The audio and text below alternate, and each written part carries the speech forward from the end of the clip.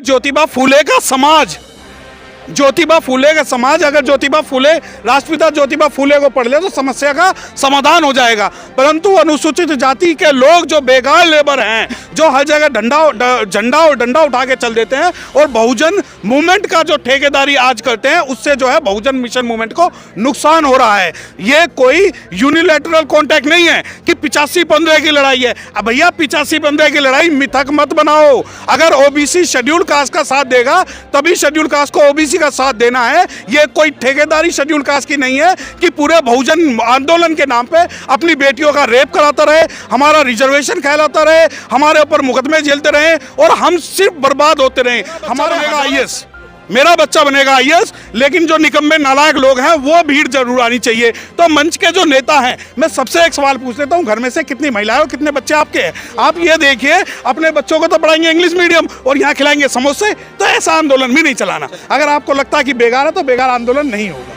ये देखिए, दिल्ली में हर दिन, दिल्ली में लगभग हर दिन एक संगठन हो रहा है, एक प्रोग्राम हो रहा है। कल भी अंबेडकर भवन पे था, आज भी है, 6 तारीख की भी घोषणा कर दी गई है। मैं खुले तौर पे कह रहा हूँ, एक मिशन जय भीम चला रहा है, एक मिशन सेव कॉन्स्टिट्यूशन चला रहा है, एक मिशन शेड्यूल कास्ट सवाल चला रहा है, एक मिशन अंबेडकर चला रहा है।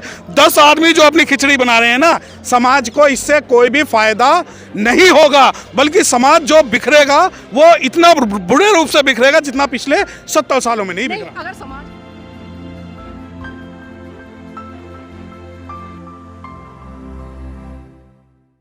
नमस्कार, आप देख रहे हैं बहुजन मीडिया और आज मेरे साथ में है एडवोकेट सत्य प्रकाश जी। उन्हीं से जानने का प्रयास करूंगी। सत्य प्रकाश जी, जिस तरह से 25 दिसंबर सन 1927 को परम पूज्य बाबा साहब ने मनुस्मृति का दहन किया और 1927 से लेकर अगर 2023 तक का हम एक सिनेरियो उठाकर देखें तो बाबा साहब ने मनुस्मृति सिर्फ एक सांकेतिक तौर पर उसका दहन किया था, लेकिन विडंबना है कि बहुजन समाज के लोगों को जिस दिशा में जाना चाहिए था वहाँ ना जाकर किस दिशा में बढ़ रहे हैं। देखिए, आपके सवाल से मैं पहले इस बात से सहमत हूँ कि जो मनुस्मृति दहन हुआ था वो सिंबॉलिक प्रोटेस्ट था, वो कोई एक्चुअल प्रोटेस्ट नहीं था। मनुस्मृति सिर्फ हमें किताबों में दहन नहीं करनी।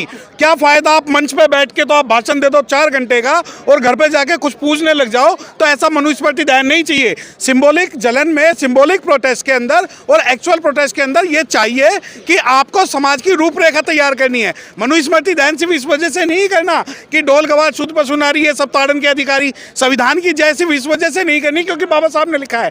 आपको संविधान के जो प्रावधान है कम से कम उसको एग्जीक्यूट कराने आने चाहिए। मनुस्मृति क्यों दहन हो रही है? ये कोई फैशन शो नहीं है कि उन्होंने जलाई तो हम भी जला दें। यहाँ मनुस्मृति दहन जलाएंगे और वहाँ जाके नवरात्रे बनाएंगे, तो ऐसी उससे बढ़िया है कि आप मनुस्मृति दहन ना करो। सिंबॉलिक प्रोटेस्ट होता है, जैसे बाबा साहब डॉक्टर भीमराव अम्बेडकर साहब ने काला राम मंदिर सत्याग्रह किया, महार सत्याग्रह किया। कुछ लोग आरोप लगाते हैं कि नहीं बाबा साहब भी तो वो काला राम मंदिर गए थे, तो वो सिंबॉलिक प्रोटेस्ट था।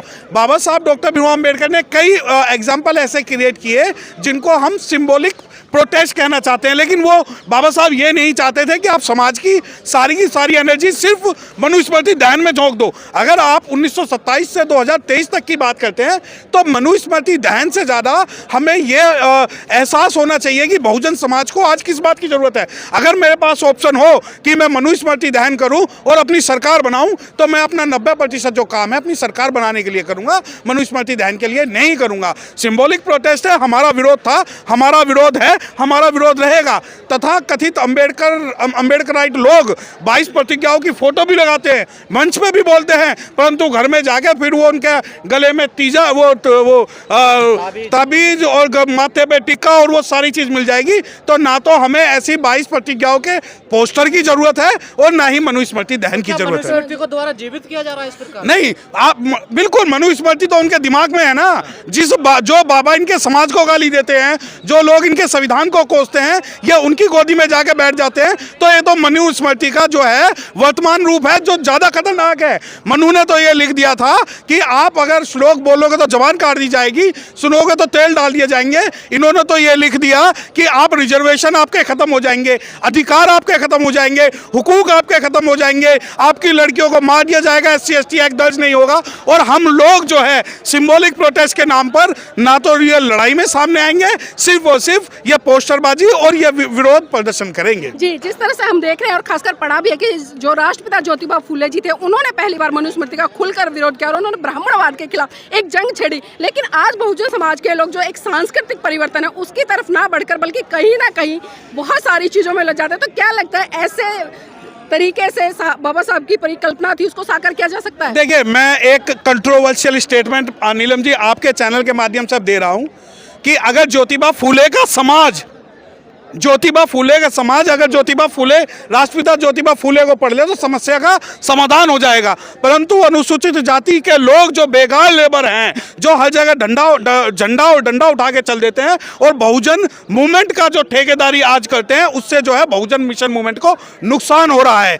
ये कोई यूनिलैटरल कॉन्टैक्ट नहीं है कि 85-15 की लड़ाई है। अब भैया 85-15 की लड़ाई मिथक मत बनाओ। अगर ओबीसी शेड्यूल कास्ट का साथ देगा तभी शेड्यूल कास्ट को ओबीसी का साथ देना है। ये कोई ठेकेदारी शेड्यूल कास्ट की नहीं है कि पूरे बहुजन आंदोलन के नाम पे अपनी बेटियों का रेप कराता रहे, हमारा रिजर्वेशन कहलाता रहे, हमारे ऊपर मुकदमे झेलते रहे और हम सिर्फ बर्बाद होते रहे। हमारे हजारों सैकड़ों अनुसूचित जाति के लोग हैं जो आज बर्बाद हो चुके हैं बहुजन मूवमेंट के नाम पे। आप ये देखिए कि जब आप राष्ट्रपिता ज्योतिबा फूले की बात करते हैं, क्या कारण है? मैं तो दिल्ली की बात कर रहा हूँ, दिल्ली से बाहर मैं नहीं जाता, कि जितने भी मंच है 99% जो मंच है वो अनुसूचित जाति के लोग लगाते हैं, उनकी बात करते हैं। क्या कारण है कि ओबीसी संघ ज्योतिबा राष्ट्रपिता फूले को अपनाने से भी डरता है और अगर एक आधा अगर मंच पे आ भी जाए ओबीसी कम्युनिटी का तो वो पोस्टर छपवा देता, मैंने धोबी की लड़की से शादी की है।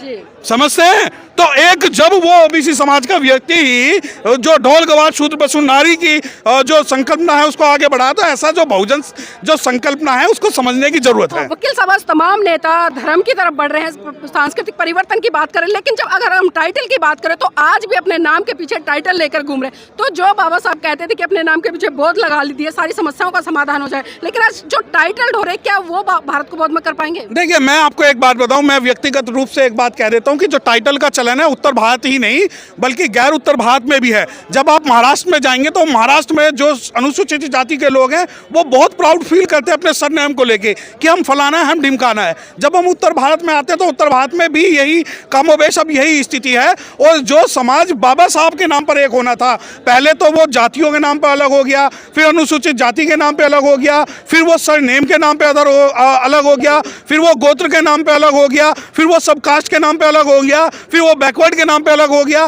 फिर ओबीसी के नाम पे अलग हो गया, फिर वो इकोनॉमिक रूप से अलग हो गया और वो लीगल रूप से भी अलग हो गया। तो ये कहां तक हम जोड़ने का काम करेंगे? लेकिन सवाल यह है कि हम इस बहुजन मूवमेंट की को क्या हम दिशा विहीन कर रहे हैं या दिशा दे रहे हैं? अब आप ये देखिए, दिल्ली में लगभग हर दिन एक संगठन हो रहा है, एक प्रोग्राम हो रहा है। कल भी अंबेडकर भवन पे था, आज भी है, 6 तारीख की भी घोषणा कर दी गई है। मैं खुले तौर पे कह रहा हूँ, एक मिशन जय भीम चला रहा है, एक मिशन सेव कॉन्स्टिट्यूशन चला रहा है, एक मिशन शेड्यूल कास्ट सवाल चला रहा है, एक मिशन अंबेडकर चला रहा है। 10 आदमी जो अपनी खिचड़ी बना रहे हैं ना, समाज को इससे कोई भी फायदा नहीं होगा, बल्कि समाज जो बिखरेगा वो इतना बुरे रूप से बिखरेगा जितना पिछले 70 सालों में नहीं बिखरा। अगर समाज के लिए काम करे तो बुराई क्या है? नहीं, सामाजिक संगठन सारे होने चाहिए। आप ये बताइए ना, मंच पे 10 आदमी बैठते हैं, सामने 2000 लोग बैठते हैं, वो 2000 लोग ही बिखर जाएंगे ना कि मैं ए के साथ जुड़ूं, मैं बी के साथ जुड़ूं, मैं सी के साथ जुड़ूं, मैं डी के साथ जुड़ूं। क्या ये सामाजिक संगठन चलाने वालों की ड्यूटी नहीं है कि समाज में एक एग्जाम्पल क्रिएट करें? मैं इसलिए आज यहाँ आया था, मुझे लगता था कि मंच से घोषणा होगी कि ए बी सी डी सभी हम एक हैं और जो 2024 में उनके विरोध में लड़ेंगे। परंतु मैं व्यक्तिगत तौर पे बता रहा हूँ, कोई ठेकेदारी की बात कर रहा है, कोई ईवीएम की बात कर रहा है, कोई सरकार की बात कर रहा है, कोई तंत्र की बात कर रहा है, कोई भगवान की बात कर रहा है, कोई धर्म की बात कर रहा है, कोई जाति की बात कर रहा है। अरे जब तुम मंच पे बैठकर तुम इस बात की घोषणा नहीं कर सकते कि हमारा सामाजिक मूवमेंट, सामाजिक आंदोलन एक होकर चलेगा, तो ये सामने वाले लोगों की क्या गलती है? ये दिशा भी बहुजन समाज के तमाम नेता मनुवाद को गाली देते हैं, लेकिन जब हम कार्यक्रम देखते हैं तो वहाँ पर महिलाओं की उपस्थिति शून्य दिखाई देती है। और खासकर मंच की बात करूँ तो मैं मंच की भी बात देखिए, मेरी बात सुनो, मैं 2 घंटे अगर यहाँ पर भाषण दे रहा हूँ तो 2 घंटे घर जाकर अपनी वाइफ से कहूँगा पैर दबा दे, क्योंकि मैं आंदोलन करके आया हूँ। मुझे शर्म आएगी कि मेरी वाइफ नहीं आ रही। तो मंच की स्थिति हो या आंदोलन की स्थिति हो, मेरा बच्चा बनेगा IAS, मेरा बच्चा बनेगा आईएएस, लेकिन जो निकम्मे नालायक लोग हैं वो भीड़ जरूर आनी चाहिए। तो मंच के जो नेता हैं, मैं सबसे एक सवाल पूछ लेता हूं, घर में से कितनी महिलाएं और कितने बच्चे आपके हैं? आप ये देखिए, अपने बच्चों को तो पढ़ाएंगे इंग्लिश मीडियम और यहाँ खिलाएंगे समोसे, तो ऐसा आंदोलन भी नहीं चलाना। अगर आपको लगता है कि बेगार है तो बेगार आंदोलन नहीं होगा।